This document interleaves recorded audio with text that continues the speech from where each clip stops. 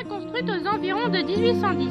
Devient la brasserie du village de Colombey fondée en 1843 et le domaine porte pendant longtemps le nom de la brasserie, avant progressivement à celui de la boisserie.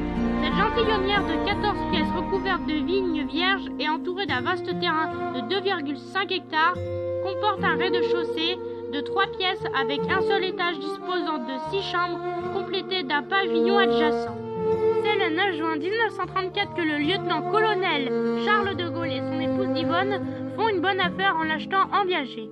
À l'époque, la propriétaire des lieux, Alice Bombal, la veuve d'un architecte parisien, en propose le viager du prix de 45 000 francs. Alice Bombal meurt 2 ans après la vente en se noyant dans sa baignoire. Le couple désire que leur fille Benjamin Anne, née trisomique gravement handicapée, bénéficie du grand air de la campagne dans cette maison et soit protégée de l'indiscrétion du public. Anne de Gaulle aime particulièrement les séjours à la boisserie jusqu'à sa mort en 1948.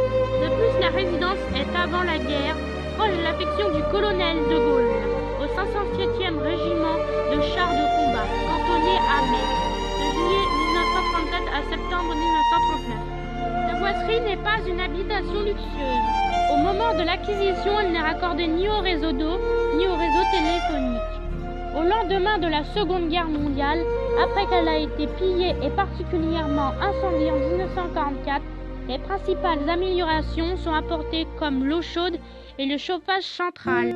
De Gaulle fait construire la tour hexagonale en moellon coiffée de vieilles tuiles du pays au rez-de-chaussée de laquelle il installe son cabinet de travail où d'un regard il peut embrasser le paysage immense et sauvage.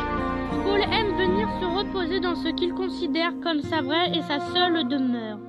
Il s'y réfugie pour prendre les décisions importantes dans le calme et la solitude.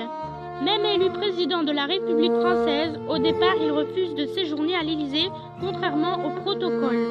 En 1969, De Gaulle démissionne et se retire dans sa maison avec son épouse. Il meurt le 9 novembre 1970. Yvonne de Gaulle réside à la boisserie jusqu'en 1978, date à laquelle elle la quitte définitivement pour Paris, où elle entre à la maison de retraite des Sœurs de l'Immaculée Conception.